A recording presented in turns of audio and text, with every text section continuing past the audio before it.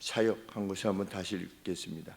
이스라엘 집으로부터 그 어떤 사람도 혹은 그들 가운데 체류하는 외국인 체류자 누구라도 그 어떤 피를 먹는 자, 내가 나의 얼굴을 피를 먹는 자를 대적하여 세울 것이며 그를 그의 백성들로부터 끊을 것이다. 왜냐하면 육체의 생명은 피에 있기 때문이다. 내가 그것을 너희에게 너희의 영혼들을 위한 속죄를 만들기 위해 제단에 주었기 때문이다. 속죄하는 것은 생명을 이유로 피이다. 14절. 왜냐하면 모든 육체의 생명에 관하여는 그것의 피는 그것의 생명과 일치한다. 율법에서 피는 정말 중요합니다. 그리고 구약 모든 명령들은 어떻게 보면 피와 관계되어져 있다라고 할 만큼 피가 아주 중심적인 키워드입니다. 중심 단어입니다. 소제를 제외하고는 제사의 거의 모든 것이 피에 관계되어져 있습니다. 왜 하나님께서 그같이 피에 대해서 그리도 많이 말씀하셨는가에 대해서 본문만큼 그 이유를 분명하게 밝히는 내용이 성경에 없습니다. 하나님께서는 피를 먹지 말라 이렇게 말씀하셨습니다. 음식의 문제가 아닌 겁니다. 고기를 먹을 때 피를 함께 먹지 말라. 피를 안 먹을 수가 없죠. 그 물질적인 차원에 있어서는 고기에서 피를 다 뺄 수는 없는 거니까. 그런데 피를 빼는 의식을 행한 다음에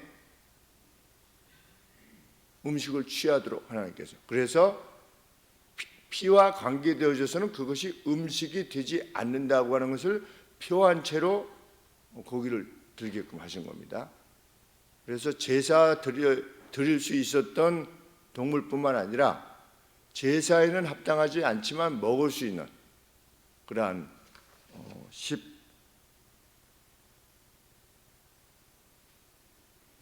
14절 모든 생물은 그 피가 생명과 일체라. 그러므로 내가 이스라엘 자손에게 이르기를 너희는 어느 육체의 피든지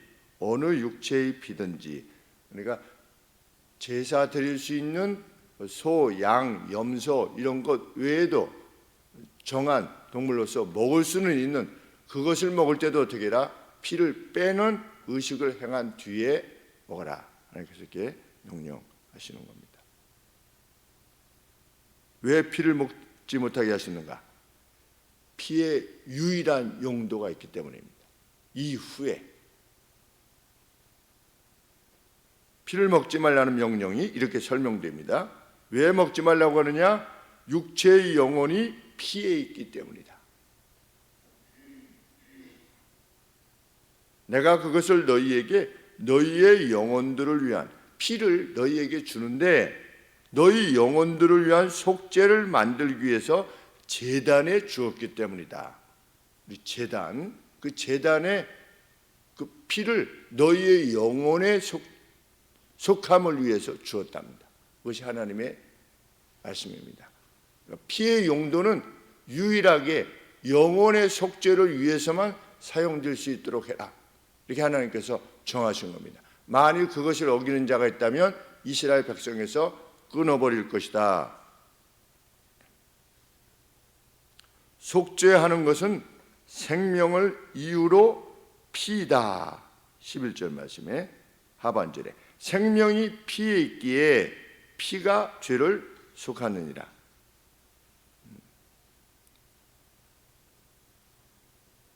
피가 어떻게 영혼의 속죄를 가져오는가? 피는 무엇을 전제로 하는 겁니까? 생명의 희생을 전제로 합니다. 피라고 하는 것은 누군가에게서 어떤 피가 쏟아졌다고 하는 것은 그 피를 쏟은 것에 희생을 전제로 하는 거죠. 그러니까 피는 곧 생명이라는 겁니다. 피라고 하는 것은 생명이 희생되어야만 존재할 수 있는 거기에 피는 생명과 같은 거라는 겁니다. 이걸 달리 말하면 우리가 영혼의 속함을 위해서는, 이 영혼을 정결케 하기 위해서는 피가 필요한데, 이 피라고 하는 건 뭐다? 생명을 전제로 하는 거다. 그러니까 영혼이 속함을 받기 위해서는 생명이 반드시 그 대가로 지불되어야 된다. 이렇게 하나님의 공의를 말씀하고 계시는 겁니다. 그것이 우주적 진리인 겁니다. 죄를 지으면 영혼이 더러워지는데, 부정하게 되는데, 영혼이 부정하게 되면 그것을 씻을 수 있는 유일한 길이 뭐냐? 생명을 속전으로 대신 내는 것이다. 그것이 표가 뭐냐? 이게 피라는 겁니다. 그래서 피의 용도를 영혼을 속하는 그 속전으로서만 지불할 수 있도록 하나님께서 명령하신 것입니다. 이렇게 되면 예수님께서 왜 십자가에서 피를 흘리셨는가? 그리고 우리 성찬을 제정하시면서 이것을 받아 마시라. 이것은 너희를 위하여 흘리는 나의 피니라. 이렇게 말씀하신 내용이 어떤 의미인지 알게 됩니다. 구약의 모든 피가 무엇에 관계되어진 것인가? 그림자로서의 피, 예수님의 피, 예수님의 대신 죽어주시는 생명이라는 것을 알게 됩니다. 그냥 두시지 않고 인류가 죄를 지었을 때 그 죄를 그냥 스스로 책임지도록 하시지 않고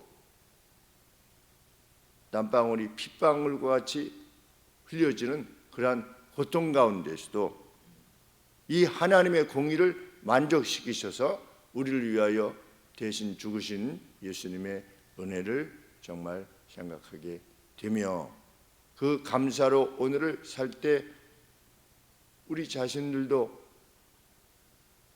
그 누군가의 영혼의 정결함을 위하여서 예수 그리스도께로 나오게 하기 위해서 우리 자신의 참 거저 주시는 그 은혜로 인해서 우리의 생명을 바치기까지, 우리는 뭐 피를, 우리의 피야 뭐 아무것도 아니겠지만 예수님께서 우리를 위하여 그렇게 흘리신 피의 희생과 헌신을 기억할 때 우리도 일생을 살면서 그런 사람으로 살아가기를 간절히 소원하게 되는 것입니다. 한 주간 또 이 같은 주의 은혜를 깊이 생각하는 귀한 시간이 이어지기를 소원합니다. 기도하겠습니다.